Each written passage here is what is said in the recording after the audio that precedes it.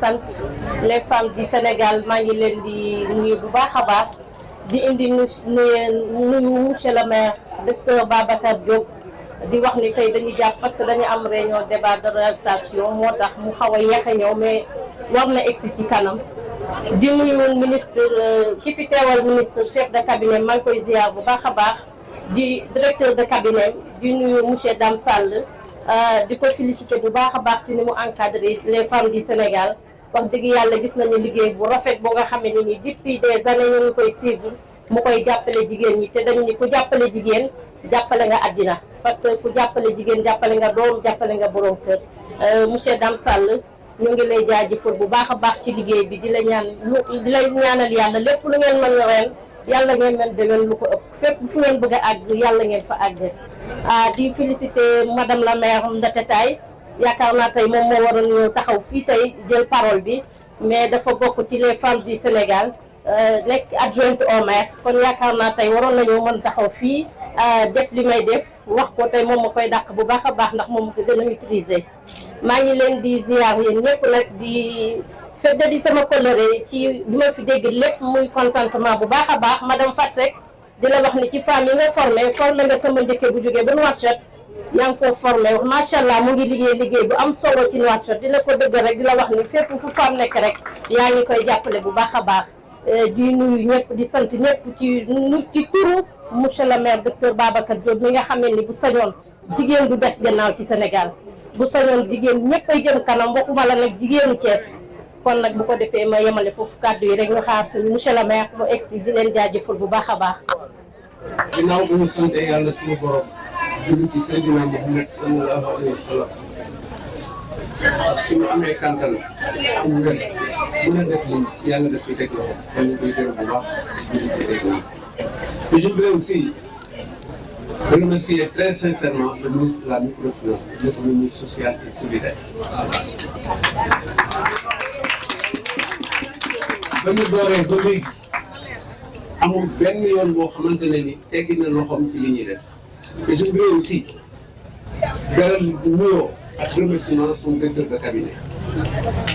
defe na ci autorité jamono yi ñu toll boo xamante ne ni da ngay jël sa téléphone woo ko jot. mais saa yu ma ko woowee il décroche su fekkee dafa nekk ci réunion daf may envoyé je te rappelle que su paree automatiquement daf may répondre loolu source de motivation parce que ñun soxlawuñu xaalis li borom xam-xam bi waxoon ni bu la yàlla mayee xam-xamu ut xaalis soxlawuloo ku la jox xaalis mais li ñuy defal moom moo ëpp xaalis parce que à chaque fois bu ñuy door non seulement il organise des réunions, il appelle tous les responsables de son cabinet ñu fekk te lépp loo xam ne ni mus na leen ko wax amul lenn loo xam ne ni mus na cee tegg kon vraiment monsieur le directeur de cabinet pour les remercier di leen nuyu wax délégation bi nga àndal yëpp madame gis nañu également ñëw ci sa taxawaay ñu ngi lay remercier bu baax. dañu toll ci réew moo xam ne ni dañ koy construire je ne parlerai même pas de reconstruction mais réew moo xam ne ni dañ koy construire. defe na nag depuis buur yi fi nekkoon ku ci daan dem xare ay góor ngay àndal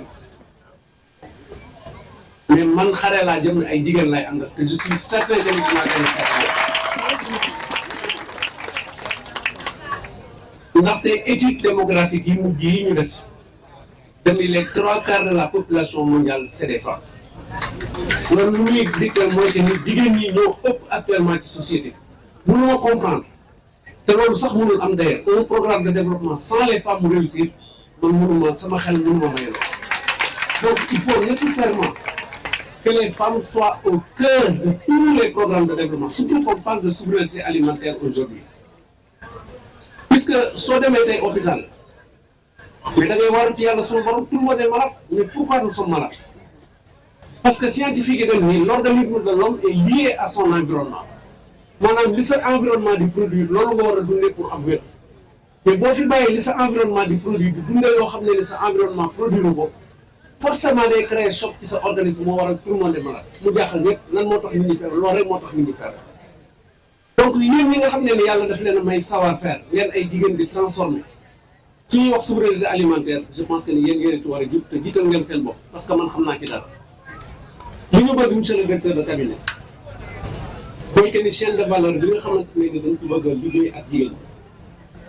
mooy jóge ci production jaar ci production laa bëgg a wax jaar ci transformation su ko defee il faut ñu créer un espace humain pour permettre aux femmes de montrer leur savoir-faire mais cela ne suffit pas mais il va falloir également ñu fexe ba nga xam ne ni Sénégalais yi comprendre ne dañu war a consommer ce que ces femmes là produisent li ñu ci mën a jàppalee mooy il faut que ñu am ay grandes surfaces yoo xamante ne ni dafay jaay exclusivement le produit sénégalais mais yamuñu ci loolu jaay le produit sénégalais parce que richesse fii lañ koy créer fii ñu nekk mais la valeur ajoutée boo ko buggee créer da ngay présent dans les autres marchés je crois que loolu mën naa ci am ay témoins am naa ñoo xam ne ni damay ànd ak ñoom di dem bitim réew bu ñuy dem day am lu ñuy jëlee fii di ko yóbbu mais bu ñuy dellu si duñ ko indiwaat dañ koy jaay pour dire que le produit sénégalais est aimé beneen bi ñu toog les représentations diplomatiques war nañu jàppale mu nekk war ñu permettre en tout cas ñu nekk ay miroir am nañu un programme aujourd'hui mooy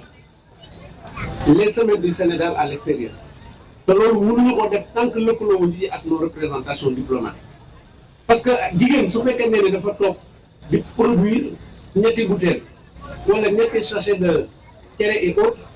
je pense que aujourd'hui suñu demee ba convaincre les grandes surfaces yi nga xam ne ni nekk nañu feneen su boobaa ñoom bu ñu soxlaa suñu produit bu ñuy commandé ay conteneurs ne di produit bi leen ko envoyé te ku bëgg a dimbali société da ngay dimbali jigéen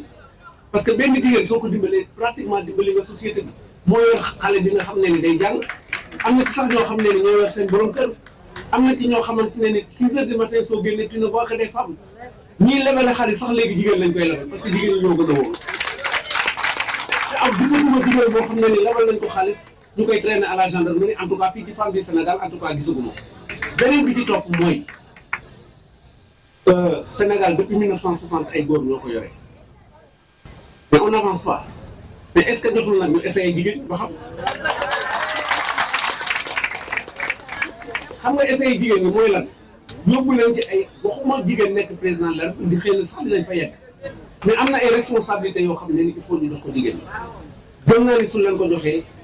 jom nañoo def loo xamante ne ni ëllëg dina leen reetaan parce que jigéen dafa am lu muy jom monsieur le directeur de cabinet gi yóbbante la ci monsieur le ministre di sekk li mën yëpp ñu koy def avec tous les programmes yi nga xam ne ni ñu ci biir ministère bi te ñu ngi xam mais ñu jiital jigéen ñi su jiitalee jigéen ñi il va réussir son programme pour réussir son programme il aura les félicitations du président de la République ensemble on va construire un groupe boo xam ne ni moo ñuy permettre ñu bâtir une économie durable et viable parce que durable et viable mooy permettre à chaque Sénégalais mu mën a régler ay soxla parce que développement c'est pas des gratte-ciel développement yi mooy nit que su feebaree mën a faju su soxlaa yére mën ko sol su bëggee tukki am passe loolu su amee c'est la base du développement et à part de là-bas nag la ñuy construire cette économie là te gis naa ni yéen femmes du Sénégal yéen a ngi ci je vous encourage te lépp loo leen nekk maa ngi ci leen daal dinaa leen ko wax loo leen am dinaa leen ko bàyyee yéen mais lu ma am dinaa ko bokk ak yéen maa ngi félicité ñi nga xamante ne sama ay collaborateurs lañu le maire de la ville moom aussi dinañ ko gërëm bu baax parce que nous avons organisé 2 événements à la fois la foire internationale qui est là-bas et les rencontres économiques et commerciales des femmes du Sénégal kenn ku nekk xam na ni waruñu woon a agsi fii bokkul ci suñu contrat de suñu contrat fële la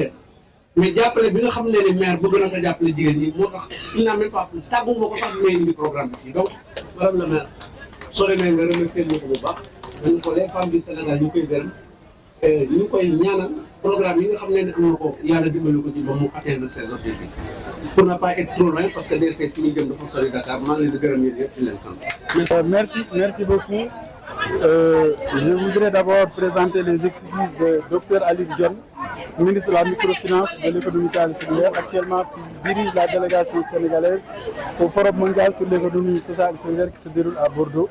Et c'est lui-même qui avait présidé les premières rencontres économiques de Thiès et donc il m'a demandé de venir le représenter aujourd'hui. Vous savez que ces rencontres économiques de Thiès ont l'avantage de s'inscrire en droite ligne d'abord de l'agenda national de transformation du Sénégal qui contient la vision de son excellence le président de la République, son excellence M. Bassirou Diomaye Diakhar Faye, et qui a été traduit justement en actes concrets à travers la stratégie nationale de développement sur les instructions du Premier ministre Ousmane Sonko. Et donc, dans le cadre donc, de ces instruments, les journées économiques de Thiès constituent une concrétisation justement de l'ensemble de ces documents stratégiques. Car ici, nous voyons donc éclore l'économie sociale et solidaire dans toutes ses facettes. Nous voyons aussi éclore une stratégie donc d'autonomisation donc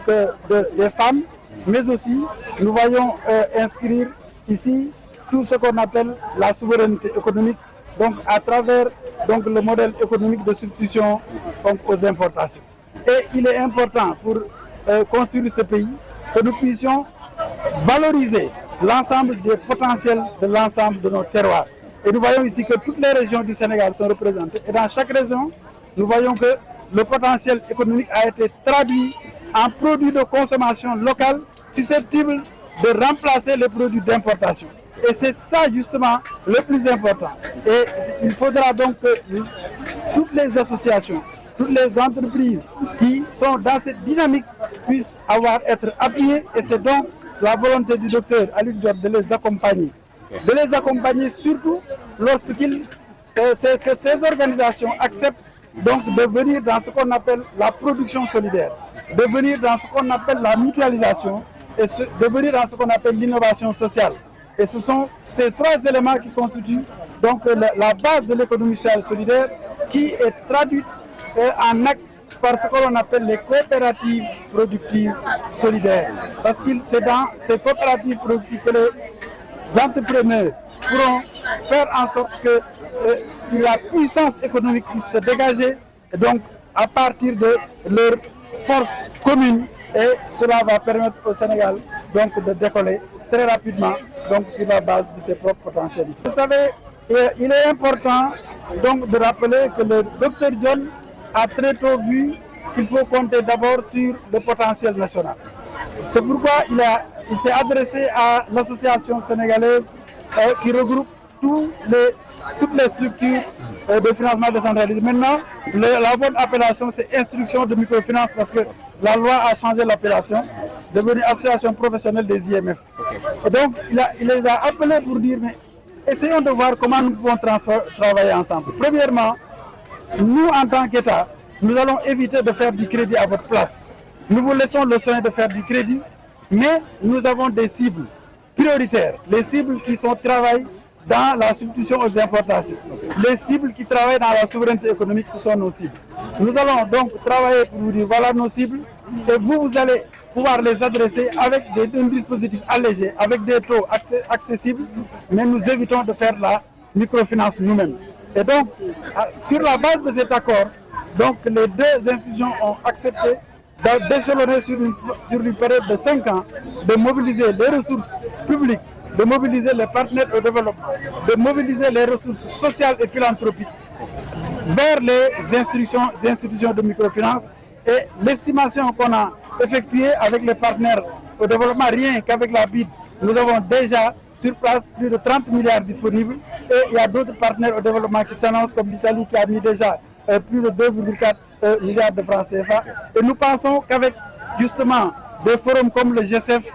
nous pourrons avoir d'autres partenaires qui vont étudier et voir le modèle sénégalais, parce que c'est ici que la microfinance est mise au service de l'économie sociale et solidaire. Et il n'y a qu'au Sénégal, seul dans le modèle sénégalais, qu'on trouve cette association microfinance, économie sociale et solidaire. Et le docteur John a décidé de mettre la microfinance au service de l'économie sociale et solidaire. Et avec le financement inclusif, nous pouvons très vite atteindre ces 600 milliards et les mettre à disposition des producteurs.